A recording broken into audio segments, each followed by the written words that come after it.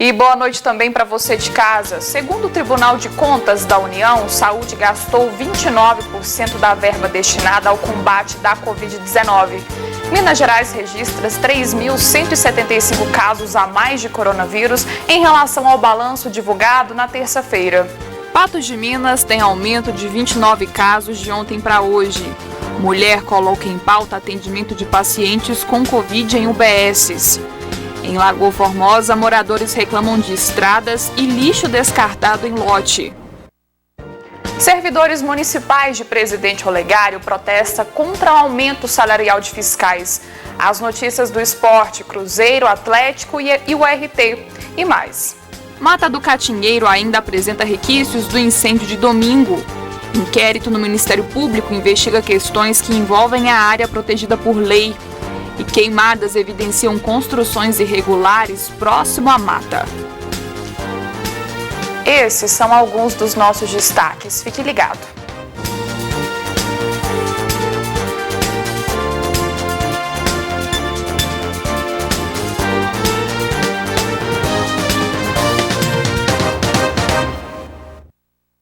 Ainda há chamas na Mata do Catingueiro. Hoje pela manhã, nossa equipe esteve no local registrando os requisitos de focos. Crianças e idosos que moram nas proximidades relataram dificuldade para respirar.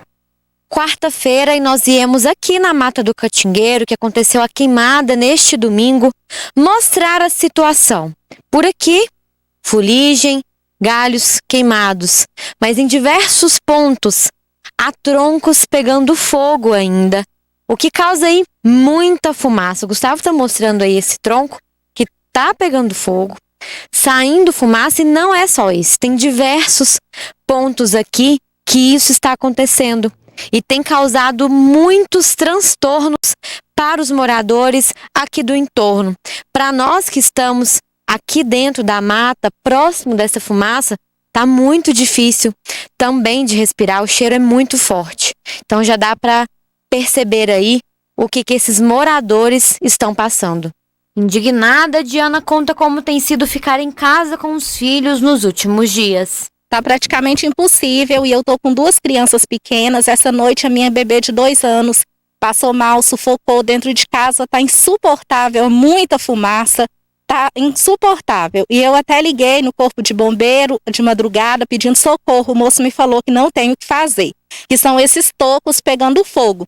Mas a gente está clamando por socorro, porque não tá insuportável, não tem como mais ficar dentro de casa. Mais uma consequência da queimada que aconteceu neste domingo. Os moradores desde então precisam lidar com todos esses transtornos. Todos os meus vizinhos estão muito incomodados, a gente conversa entre si pelo WhatsApp, pelo fato de não estarmos tendo contato por causa do Covid, e é o dia todo e à noite piora. É o dia todo, a noite fica simplesmente insuportável, e a maioria dos meus vizinhos tem crianças pequenas, então a gente está sofrendo demais. Alguma coisa, alguma decisão, alguém precisa fazer alguma coisa, não dá para continuar desse jeito. E a gente está desde domingo com as portas, as janelas todas fechadas, mas mesmo assim a fumaça entra para dentro e a gente lá em casa, todo mundo tem problema respiratório, a gente está sofrendo demais. Aí a gente resolveu apelar para vocês, para ver se alguém faz alguma coisa, a gente está clamando por socorro. O assunto preocupa moradores e ambientalistas. Há um inquérito no Ministério Público que investiga problemas registrados no local e a preservação da área. Para muitas pessoas, esse som de algo queimando é angustiante. Morgana é jornalista e mora ao lado da mata. Ela publicou vários vídeos na internet, indignada em ver o fogo consumindo a vegetação e não poder fazer nada. Tá um absurdo, uma indignação e ninguém simplesmente faz nada. Estão colocando fogo na mata para simplesmente urbanizar. A imagem de animais que morreram queimados e desse outro que aparece no meio da rua com as patas levantadas, como se estivesse pedindo por socorro, também repercutiram na internet. Afinal, foram anos de história perdidos, muitas árvores antigas queimadas e animais mortos. O fogo consumiu 98% da mata. O incêndio foi um dos piores já registrados aqui. Várias tentativas para preservar a área já foram feitas. Nos anos 90, na gestão do então prefeito Antônio do Vale, a mata foi considerada como área de preservação permanente. Anos mais tarde, um projeto do vereador Bosquinho, que virou lei em 2014, criou o Parque Municipal Mata do Catingueiro. Mas esse nome só ficou no papel. Mesmo assim, as queimadas ainda aconteciam. A área não foi preservada e nenhum parque ecológico foi criado pelo município. Desde que a gente iniciou a atuação, talvez tenha sido o incêndio mais grave. Mas é fato que todos os anos, tanto no fragmento chamado Maciço Sagarana, onde ocorreu um incêndio no último domingo, quanto no fragmento mais acima, que é denominado de Mata do Cachorro, a gente tem enfrentado diversos problemas relacionados a vandalismo, desmate, queimadas, antropização, que é o uso inadequado de um espaço ecologicamente protegido. Uma comparação feita em 2016 pelo Ministério Público Estadual, usada para apurar os danos do meio ambiente naquela época, mostram que, em um intervalo de 13 anos de destruição, várias casas foram construídas e a mata está mais rala. A observação das imagens satélites em 2016 já demonstrava o quanto que a ocupação do entorno fragilizou a proteção da mata. Eu acredito que se nós pegarmos imagens satélites mais recentes, nós ainda observaremos um decréscimo de vegetação ainda maior. Nos anos de 2018 e 2019, a Prefeitura Municipal de Patos de Minas enviou algumas fotos até o Ministério Público Estadual que foram anexadas em um inquérito civil público, comprovando que a limpeza foi feita no local, o famoso acero. Este ano, as fotos ainda não foram enviadas, até porque a limpeza não foi feita. Um acero bem feito de maneira periódica reduz os incêndios no local. O grande problema, segundo o promotor de meio ambiente, é que o incêndio do último domingo tem todas as características de um ato criminoso. Tudo indica que no último fim de semana nós tivemos aqui um crime de queimada em área especialmente protegida. E esse foco de incêndio pelas condições climáticas, nós estamos vivendo um período de estiagem, um ar muito seco, ele tomou proporções nunca antes vistas. Órgãos de meio ambiente já tentaram adotar a área para revitalização, mas por falta de documentos, isso não aconteceu. Segundo o promotor, somente o município tem autonomia de salvar a mata, que é possível, mas para isso, o trabalho tem que começar do zero. O primeiro aspecto que precisa ser trabalhado é o isolamento da área. O isolamento físico da área para impedir a entrada de pessoas que têm interesses escusos naquela área. Muitas pessoas usam aquela área para pastorear gado. Isso não pode ser feito naquele local. Então, a construção de um cercamento eficiente que impeça a entrada de indivíduos indesejados. A construção dos aceros tem que ser periódica, pelo menos 3 vezes ao ano. A execução de um projeto técnico de recuperação da flora, até de um projeto de recuperação de área degradada, plantio de mudas ou outras estratégias para recuperação efetiva da vegetação nativa existente no local. Essas são medidas urgentes. A seguir, homem é preso por porte de arma no terminal rodoviário. E em Lagoa Formosa, moradores reclamam de lixo descartado em lotes e estradas.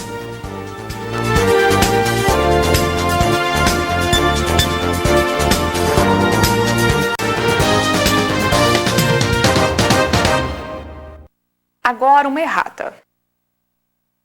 Nós exibimos na semana passada a história de uma família aqui de Patos de Minas que passa por dificuldades financeiras, até mesmo para adquirir o medicamento para o filho autista. A reportagem teve uma grande repercussão. A família disse estar recebendo muitas doações, entretanto, algumas pessoas tiveram dificuldade em fazer transferências, porque o número da agência estaria errado. Quem ainda puder contribuir, o número correto da agência bancária é 1338, dígito 2, conta 24581, dígito X, em nome de Maria Gorete Santos.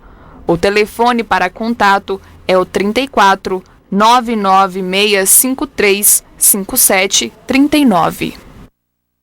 Um jovem foi preso ontem por porte ilegal de arma de fogo. O fato foi registrado dentro do terminal rodoviário aqui da cidade. Foi a Polícia Militar aqui da Base Comunitária da Orla da Lagoa que fez essa operação aqui no terminal rodoviário, abordando indivíduos suspeitos que estavam adentrando aqui. Eles abordaram um indivíduo de 18 anos, natural de Pirapora e que reside em Lagoa Formosa. Dentro da mochila dele, os militares encontraram um revólver calibre 38 com 5 munições intactas. Ele não possui o porte da arma. Ao ser questionado do porquê que ele estava com essa arma, ele disse que comprou para defesa pessoal, já que ele mora na zona rural. Diante desses fatos, a arma e as munições foram apreendidas e o homem, então, foi conduzido para a Delegacia de Polícia Civil. A polícia também informou que ele não possui passagens policiais. Um morador de Lagoa Formosa procurou a nossa equipe para fazer uma reclamação. Ele afirma que um lote atrás da casa dele está sendo utilizado para descarte irregular de lixo. Indignado, ele exige respostas. Este terreno é de propriedade particular. O dono, que não quis gravar a entrevista, informou para a nossa equipe que nesse trecho os moradores estavam sofrendo com o início de desabamento dos muros e que o asfalto da rua estava cedendo por causa do barranco. Por isso, ele contatou a prefeitura do município para aterrar o local e, segundo ele, a prefeitura permitiu jogar entulhos no barranco. Para ele, problema resolvido. Para o senhor Elísio, um prejuízo. Ele mora na parte baixa do bairro, do outro lado do barranco, e reclama que a atitude do vizinho tem prejudicado os moradores próximos a ele. É um lixo a céu aberto, vamos colocar assim. É um bota fora, estão jogando todo tipo de lixo aqui. Como vocês já viram, pneu, guarda-roupa velha, tudo. Eles estão jogando aqui, até animal morto. Eu já senti mau cheiro aqui de animal morto. À noite eu também sinto o cheiro, porque o ar para, então vem tudo para cá. O local ali estão derrubando tudo. Ali tem nascente, os miquinhos estão correndo tudo no meu quintal, porque o habitat deles está sendo destruído. É um absurdo isso aí. O proprietário afirma que não há riscos de desabamento, nem de invasão de animais peçonhentos por causa das galinhas. Quanto ao lixo, ele conta que é feita a separação dos materiais recicláveis e que não há risco de haver criadouros de mosquito da dengue, que o lixo é jogado somente uma vez na semana. Mas Elísio conta o contrário, que não só ele, mas outros vizinhos já flagraram escorpiões invadindo as casas, além de outros animais que também ficavam ali. Nós já matamos aqui escorpiões. O rapaz ele foi picado domingo de escorpião. Minha esposa matou escorpião aqui, outra casa teve escorpião. E eles têm que ver que aqui é um local onde tem crianças, pessoas até acamadas, né, pessoa de idade acamada, e é uma população carente que está precisando de socorro. Nós estamos pedindo socorro para as autoridades competentes. O homem procurou a ajuda diversas vezes, pediu solução, mas nada foi feito. Eu já tive conversando até com o senhor prefeito, ele não me deu resposta. Segundo ele, ali vai ser rua. Mas no momento que ali vai ser rua, como é que ele está jogando tanto entulho, tanto lixo aqui, onde tem população, né, onde tem crianças? A moça esteve aqui do meio ambiente, mas ela não é a secretária do meio ambiente. Ela simplesmente veio, falou que era para me protocolar na prefeitura, protocolar e depois mandar para essa secretária do meio ambiente. Mas no momento, enquanto eu protocolo, enquanto vai lá para a secretaria do meio ambiente, eles estão continuando jogando lixo aqui, estão continuando jogando lixo e afetando os moradores aqui do bairro Babilônia. Então eu acho assim um absurdo isso aí. E outra coisa, isso aqui é uma obra, tinha que ter fiscalização, tanto do prefeito como do secretário de obra. E até hoje eu não vi o prefeito e secretário de obra para ver isso aqui. E os próprios caminhões da prefeitura é que está lançando o lixo aqui, e caminhões particulares, e os tratores da prefeitura é que estão empurrando o lixo do nosso lado aqui. E o prefeito não sabe nada, ninguém sabe nada, ninguém calou a boca, ninguém vem aqui para saber a situação. Moradores de Lagoa Formosa também pedem mais atenção com as estradas que ligam a cidade a outros municípios. O asfalto, que em teoria é novo, já está danificado. Na estrada que liga o município de Lagoa Formosa a Monjolinho, o asfalto já está assim, danificado em diversos pontos. Os trechos estão sendo tomados por buracos e rachaduras, muitos inclusive em curvas acentuadas na pista, o que causa preocupação aos moradores e motoristas que fazem uso da via. Essas fotos, enviadas para a nossa equipe, mostram também a situação da estrada que liga Lagoa a Campo Alegre. Aqui tem apenas 3 meses que o trecho foi asfaltado e olha só o estado em que se encontra. A queixa dos moradores, que não quiseram conceder entrevista, é justamente quanto à qualidade do asfalto, que deveria durar mais tempo antes de começar a se desgastar como tem acontecido. Nós solicitamos ao secretário de Administração de Lagoa Formosa, José Amorim, respostas sobre essas 2 reportagens feitas na cidade. Segundo ele, a Prefeitura enviará um comunicado sobre o assunto amanhã. Depois do intervalo tem esporte. A gente fala de algumas mudanças adotadas no Campeonato Mineiro.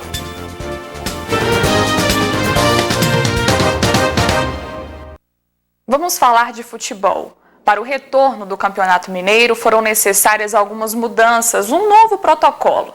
Dentre elas, a forma de comemoração de gols, que ficou mais restrita. Desde a liberação para retorno dos jogos no Campeonato Mineiro, algumas mudanças foram necessárias para que as partidas pudessem acontecer. Para realizar os treinos, por exemplo, todos os jogadores são submetidos à aferição da temperatura antes de entrar em campo e conscientizados a utilizar máscara de proteção em ambientes fechados, além de preencherem um questionário sobre as condições de cada um para se manter no jogo. Futebol, como todo outro local, né, precisa de bastante cuidados e o futebol não é diferente. Então todo o estádio ele é demarcado, todos os atletas ele sabe como se proceder dentro de campo, né? A gente tem orientado com eles a respeito do uso da máscara, a questão do distanciamento quando não está nos treinamentos, a questão do local fechado, precisa de máscara, quando está treinando em campo, né, já pode tirar a máscara. Então a gente tem orientado eles. Antes das partidas, os jogadores devem chegar na cidade com 48 horas de antecedência e passar novamente pela testagem. A gente tem que viajar um tempo antes para que possa chegar lá e todos os atletas, toda a comissão ser testada, né? Então há um cuidado muito grande e nos dia a dia dos trabalhos também há um cuidado muito grande. Todos os dias tem que fazer um relatório, uma anamnésia, medir a temperatura, né? Dentro dessa anamnésia saber se o atleta está tendo tosse, está tendo febre, se está tendo algum sintoma. E durante o jogo também devem seguir algumas normas, como não cuspir no gramado, nada de cumprimentos, sem hino nacional e sem beijo na bola em qualquer momento do jogo. A bola ela percorre o jogo todo, tem contato com vários atletas, então o cuidado por não beijar a bola, né, questão do comemoração, a questão de ficar se abraçando, então o atleta ele tem que ter todo o cuidado dentro do campo e essas normas eu acredito que vêm para ajudar, né, para que o futebol possa acontecer como qualquer outra coisa no mercado. O Cruzeiro confirmou na tarde desta quarta-feira a contratação do lateral esquerdo Giovani, que estava no Bahia. O atleta natural de Santos tem 31 anos e assina contrato com a Raposa até dezembro de 2021. Giovani estava em Belo Horizonte desde o início da semana, passando por exames médicos e acertando os últimos detalhes do seu contrato com a Raposa, o que aconteceu no fim da manhã de hoje. O jogador já começou os trabalhos físicos na Toca 2 e deve ter o seu nome publicado no BID até o fim da semana. Muita alegria, uma satisfação enorme, um prazer estar vestindo essa camisa de mais um gigante na minha vida e com certeza um momento muito importante na minha carreira. Espero ser muito feliz aqui e juntos que possamos colocar esse gigante de volta de onde nunca deveria ter saído. Além do Bahia, Giovani defendeu outras equipes como Ponte Preta, América, Náutico, Fluminense, Criciúma, Botafogo de São Paulo, Guaratinguetá e Noroeste. E foi campeão brasileiro da Série B pelo América em 2017. Muito sucesso trabalhando com o Anderson e outras equipes, que sabem utilizar esse meu lado ofensivo também, participando nas jogadas ofensivas, dando liberdade para entrar na área, tem um bom jogo aéreo, tanto ofensivo quanto defensivo. Então espero aí que possa usufruir disso dentro de campo e ajudar o Cruzeiro. Em meio à concorrência no ataque atleticano, o jovem Marquinhos parece ser um dos que tem a confiança do técnico Jorge Sampaoli. O atacante foi titular no jogo treino contra o América e deve estar em campo no domingo, quando o Galo encara o América na retomada do Campeonato Mineiro. Marquinhos se diz feliz por estar sendo escalado na posição que considera sua especialidade. Eu subi como um ponta esquerda. Quando o Rodrigo Santana me subiu, ele me adaptou ali, aqui em cima, é onde eu me sinto confortável. Apesar da preferência, ele garantiu que está à disposição para jogar em qualquer posição que o treinador precise. Eu me vejo ali na ponta, né? Eu me encaixo ali onde eu gosto de jogar, onde eu prefiro, onde eu me sinto à vontade, que é na ponta esquerda. Claro que se ele me colocar em outra posição, eu tô aqui para servir o Atlético e para receber os comandos do São Paulo também. Hoje o grupo está muito forte. Eu acho que eu me vejo ali na ponta esquerda, não tem como. Mas pode ter certeza que se precisar para me jogar até de zagueiro, eu jogo. Eu tô aqui para servir o Atlético. Na sequência, tem a análise da notícia aqui no NTV News. A gente fala sobre saúde e o enfrentamento à pandemia.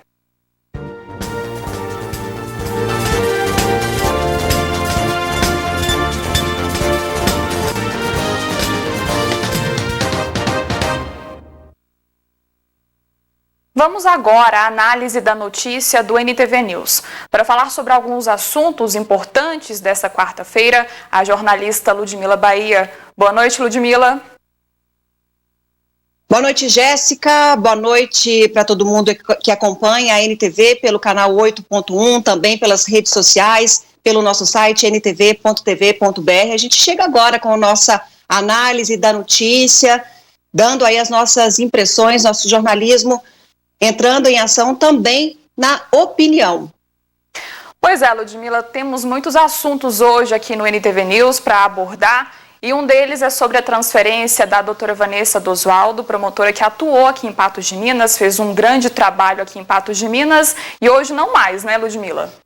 Pois é, ela continua, pelo menos até hoje ela continuou em Patos de Minas, mas ela havia pedido remoção para Uberlândia, do qual o Conselho Superior do Ministério Público atendeu, e eu acabei de conversar com a promotora e ela me disse, olha, Ludmila, era uma vontade, era um sonho, era um desejo de anos, até mesmo por questão de seguir a carreira. Então, foi uma vontade da promotora, ela que deixa um legado para Patos de Minas, pelo serviço prestado, pelo brilhante serviço prestado no Ministério Público, e a gente vai conversar amanhã, a gente vai finalizar um contato com a promotora para que a gente faça uma entrevista com ela e para que a gente possa relembrar aí alguns momentos marcantes da doutora Vanessa Dosvaldo na promotoria de Patos de Minas e para que ela possa contar um pouco mais sobre esse pedido de remoção agora atendido, ela que vai para Uberlândia. A gente já tinha dito, né, Jéssica, algumas semanas aí, inclusive recebemos o doutor Paulo César de Freitas na NTV, ele que foi removido para Belo Horizonte. O doutor Paulo César é marido da doutora Vanessa e até mesmo para a gente saber como é que fica essa questão. Um em Belo Horizonte, outro em Uberlândia, será que ela vai pedir remoção para Belo Horizonte, ou o doutor Paulo César vai pedir remoção para Uberlândia para que continuem trabalhando no mesmo Ministério Público? É o que a gente quer saber, como é que vai ser isso a partir de agora, mas já que era uma vontade, um desejo, a gente estima aí muito sucesso também para a doutora Vanessa. Isso mesmo, toda sorte do mundo, sucesso, e ela realmente fez um grande trabalho aqui, deixa um legado, né? Me chamou sempre a atenção a clareza com que ela aborda os assuntos e explica os casos que estão no Ministério Público, realmente uma grande profissional. Realmente, sempre muito gentil, eu falo com a imprensa, com a NTV particularmente, ela nunca se limitou a qualquer tipo de fala, a qualquer tipo de entrevista, mesmo em assuntos polêmicos, em assuntos que exigiam pareceres rígidos, que exigiam pareceres enérgicos, e ela sempre foi muito disponível para ter esse diálogo através do intermédio da imprensa com a população. Então, assim, a gente tinha um acesso que é muito, muito bom, muito importante, até mesmo para que a gente promova a democracia, para que a gente promova o debate de ideias entre todas as esferas. Então, a gente tinha um acesso e uma disponibilidade muito grande da doutora Vanessa, da qual a gente sempre foi grato e agradece de público também agora.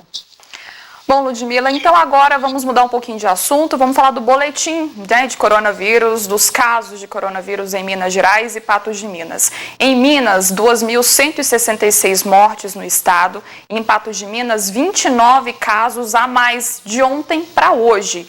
Os dados completos a gente mostra agora.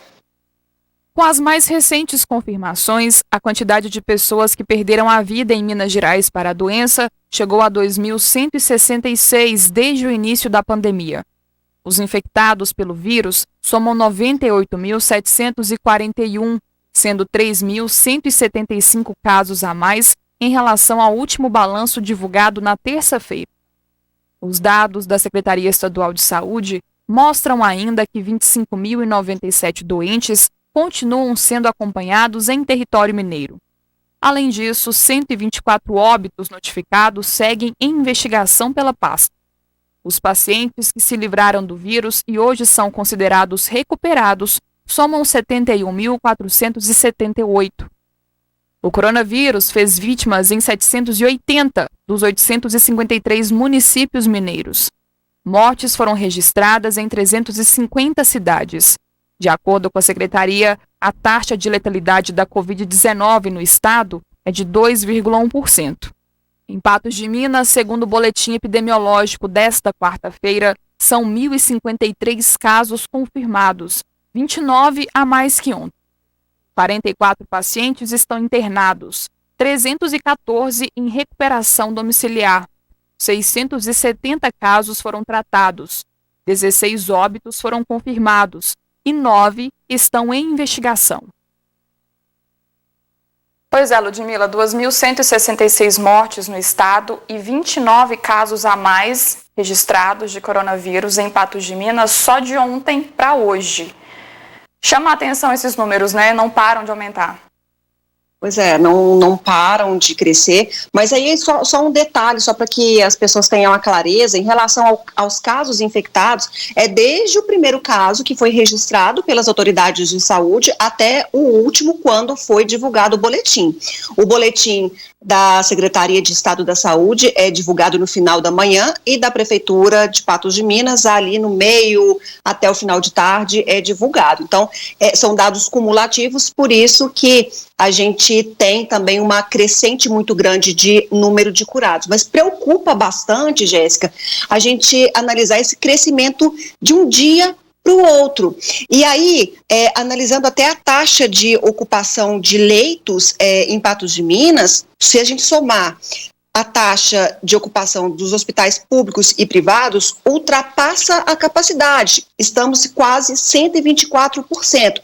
Baixou um pouquinho em relação a ontem, mas também é um percentual preocupante. Quando a gente parte para os clínicos, quase 46% ocupados. Então, a gente percebe uma atenção. A gente vê esses números com bastante atenção, com bastante cuidado e, mais uma vez, bate naquela tecla que é preciso todo mundo ali promover o isolamento, promover o distanciamento, porque é o nosso comportamento que interfere na questão desses números. E o sistema de saúde, a gente sabe que trabalha com uma capacidade, trabalha no limite, a gente sabe quanto foi suado para que o hospital de campanha fosse aberto em Patos de Minas, mais de 3 meses depois que começou a ser equipado. Então a gente percebe um gargalo muito grande, a dificuldade das autoridades de Patos de Minas de equipar a cidade para atender os doentes. Então a gente precisa do lado de cá, né, fazer a nossa parte, fazer o nosso dever de casa, porque a situação está ficando complicada, não está? Com certeza, é isso mesmo. Cada um tem que fazer a sua parte, porque depende muito da gente, né? O isolamento social depende de cada um, para a gente chegar a um resultado que vale a pena. E você falou coisa interessante, a gente tem agora o hospital de campanha aqui em Patos de Minas, mas tem uma queixa de uma paciente que colocou esse assunto do atendimento de pessoas com Covid-19 em pauta. Ela fala que pessoas com sintomas de Covid-19 estão sendo orientadas a procurar atendimento em unidades básicas de saúde. E esse pode ser um problema, né? Olha só.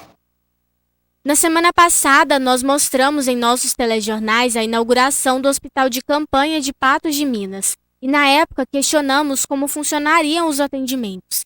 A informação que recebemos é que os pacientes suspeitos de Covid-19 deveriam procurar atendimento primeiro nas unidades básicas de saúde de sua referência, para só então serem encaminhados para a UPA ou para o hospital de campanha, se assim fosse necessário. Como é um hospital da rede pública, do SUS, todos os pacientes serão cadastrados nas unidades de saúde ou nas UPAs ou nas cidades da região, serão feito o cadastro e enviado para cá, para que todos tenham acesso universal a esse hospital. A queixa dessa mulher partiu depois de uma consulta que ela fez em uma UBS do seu bairro.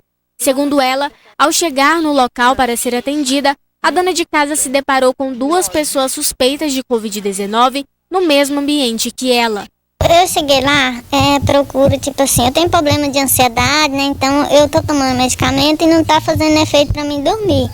Aí, tipo, eu cheguei lá pra procurar a solução pra ver se conseguia ir com o médico, né? Aí, tipo, chega uma pessoa, chegou outra, aí a moça foi do outro lado de mim e falou assim, meu pai tá suspeito de coronavírus. Depois, novamente, chegou outra pessoa, né, e disse que já estava com sintomas. Para a mulher, deveria haver uma separação. Afinal, de que adianta se resguardar em casa se ao precisar sair para cuidar da saúde, não se tem a segurança desejada? No meu modo de pensar, eu acredito que deveria ser separado, né? Vamos supor, parte, né? A pessoa que precisa chega de um lado e a outra que já está com suspeita, né? Ter uma separação.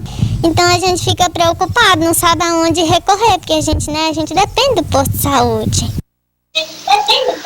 Pois é, antes de comentar essa notícia, nós solicitamos resposta ao secretário municipal de saúde, mas até o fechamento desta edição nós não recebemos retorno. Ludmila, faz todo sentido, né, a queixa dessa moradora. As unidades básicas de saúde atendem pacientes que estão em acompanhamento, às vezes uma questão psicológica, um tratamento mais tranquilo, né, acompanhamento de questões de saúde. E esses pacientes estão bem.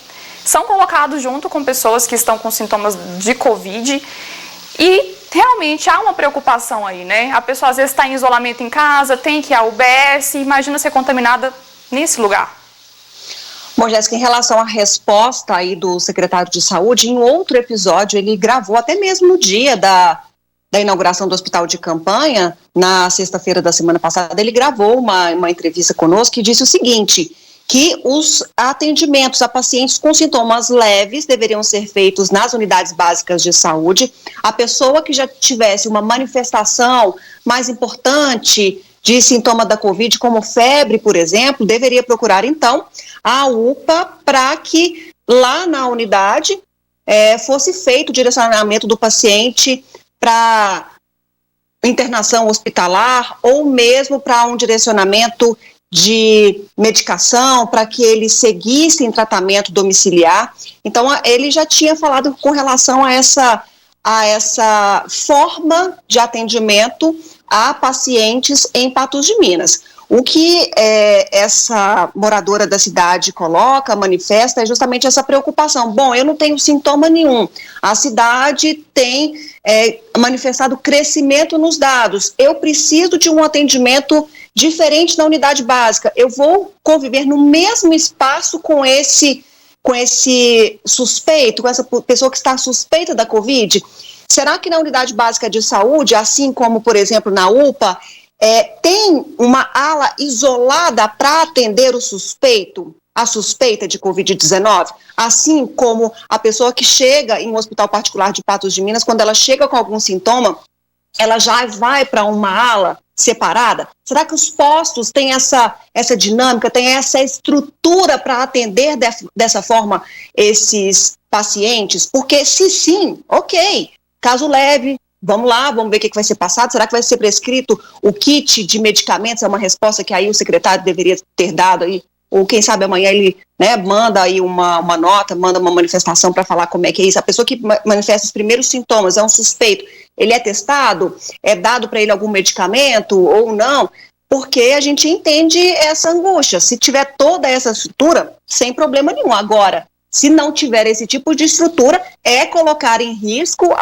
alguém que não tem nenhum tipo de sintoma no momento de atenção com relação aos dados da Covid em Patos de Minas. Com certeza. E o governo de Minas, Ludmila, pretende amenizar esses transtornos com o aplicativo.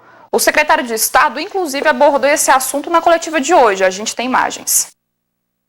Em relação ao aplicativo Saúde Digital, nós voltamos aqui a estimular que todos no estado de Minas Gerais façam download deste aplicativo nas plataformas tanto iOS ou Android.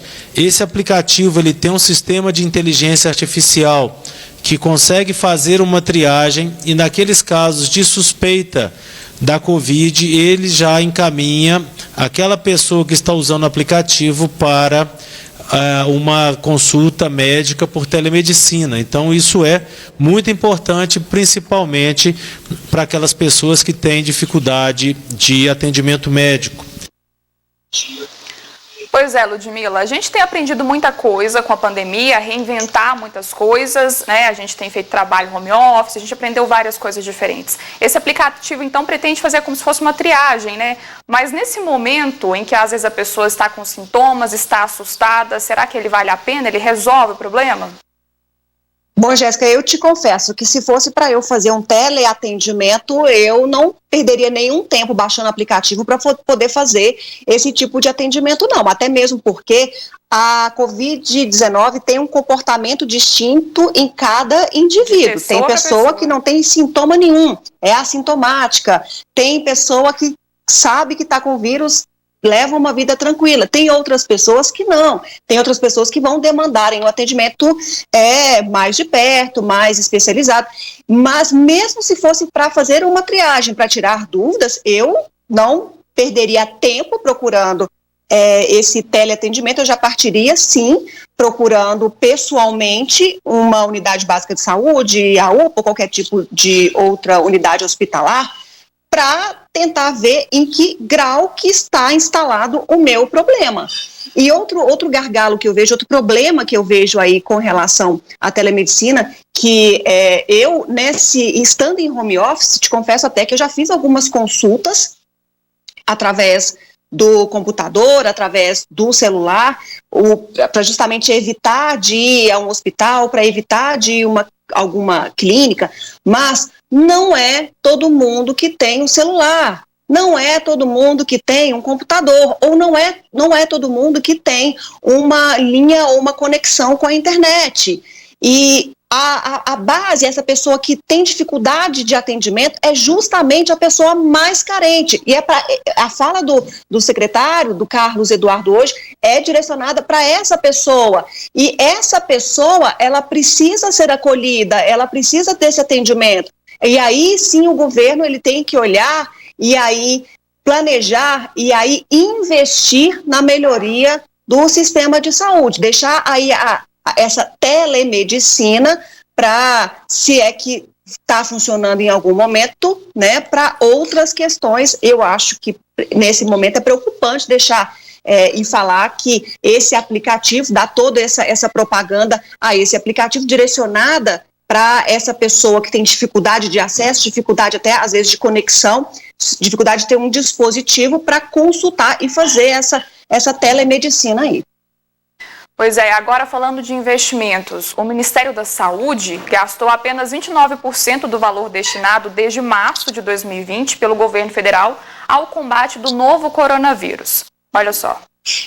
Desde março, mês em que a Organização Mundial da Saúde decretou a pandemia, o governo brasileiro criou uma ação orçamentária específica, prometendo o valor de 38,9 bilhões de reais. Até 25 de junho, 11,4 bilhões vindos dos cofres federais foram gastos em ações contra a Covid-19. O valor corresponde tanto ao dinheiro gasto diretamente pela pasta da saúde, como ao que foi enviado a estados e municípios. O relatório feito a partir da auditoria do Tribunal de Contas da União mostrou que estados receberam 39% da verba anunciada e os municípios 36%.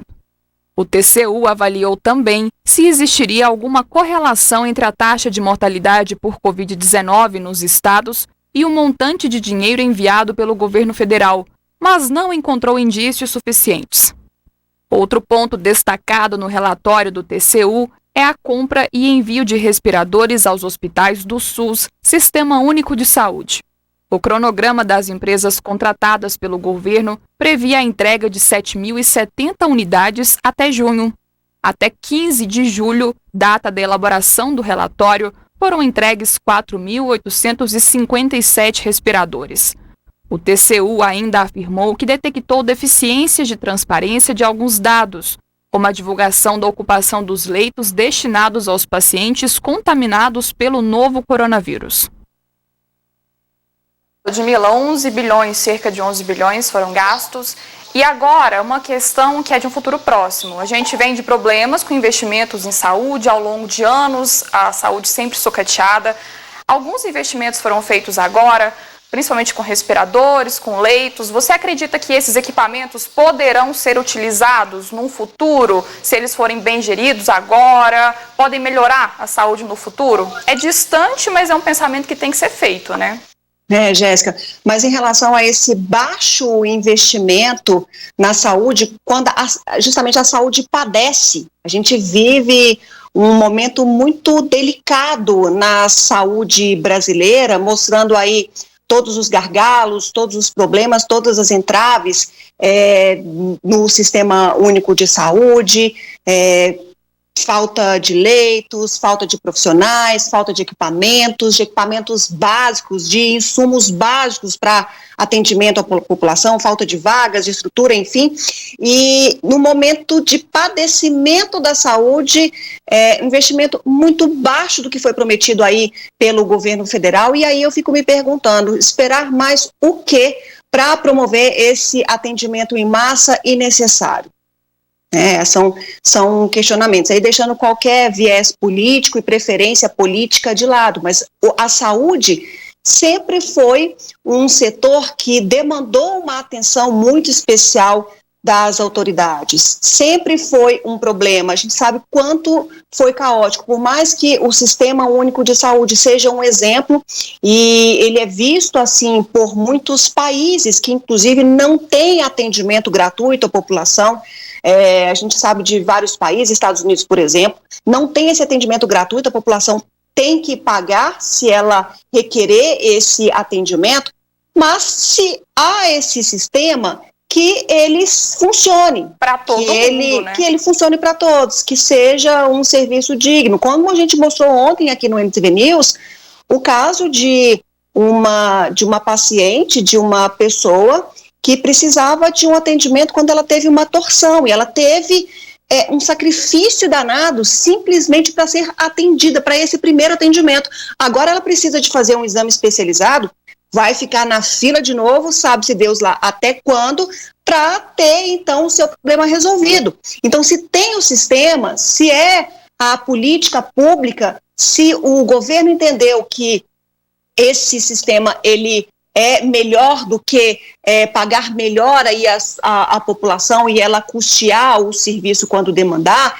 mas que seja um serviço bom. E eu acho, Jéssica, na minha avaliação, essa aparelhagem toda no sistema de saúde, ela não vai ficar, não vai ser um elefante branco, ela não vai ficar, sabe, numa sala com a porta fechada, porque a gente vê constantemente, tanto em cidades pequenas, quanto nos grandes centros, a espera como é longa para que as pessoas possam ser atendidas, ter os seus procedimentos seguidos, seus protocolos aí seguidos, porque há essa dificuldade no sistema em várias esferas aí para que possa absorver essa pessoa. Então eu não acho que vai ser nenhum elefante branco, eu acho que foi uma medida que poderia ter sido tomada lá atrás para não virar o que aconteceu hoje. Então esse baixo investimento que a gente coloca só aqui em relação à pandemia é uma questão, mas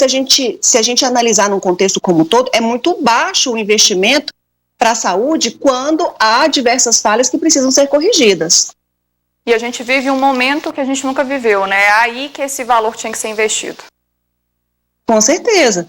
Bom, a gente espera aqui que o governo acelere aí essa distribuição desses recursos, porque a população está sofrendo. A gente viu aí queda no números em muitos estados, outros com estabilização, outros em crescimento. Então, a gente precisa de ter essa repartição de recursos, essa distribuição de recursos da melhor forma possível, para que a população não sofra. Ludmila, antes de encerrar o nosso bate-papo, nós acabamos de receber uma nota com um pronunciamento da Secretaria de Saúde sobre a reportagem que a gente exibiu agora da moradora que se queixa sobre as UBSs, né? Segundo, então, a Secretaria, as unidades de saúde da família são a porta de entrada para todos os pacientes da rede SUS. Independente da condição, ele tem direito de procurar a assistência. Em relação à atual situação de enfrentamento à Covid-19, nas UBSs de Patos de Minas já está implantado um fluxo de assistência atendendo a todas as normas de biossegurança para o Covid-19. Os treinamentos de todas as equipes foram feitos nas próprias unidades e o fluxo é de acordo com a realidade e estrutura física de cada UBS. Bom, então mas a insegurança na ponta continua. Então está dada a resposta aí da Secretaria de Saúde que essa moradora e tantos outros que precisam de ir a uma UBS, fique aí tranquilo, porque segundo a Secretaria de Saúde está tudo certo, a equipe treinada com a gente disse, essas alas, esses fluxos separados para que não haja essa contaminação no mesmo espaço. A gente espera que isso esteja mesmo acontecendo e aí tranquiliza a nossa moradora que fez essa denúncia. Obrigada, Ludmila, pela participação no Jornal de hoje. Obrigada, Jéssica. Tchau, tchau, gente.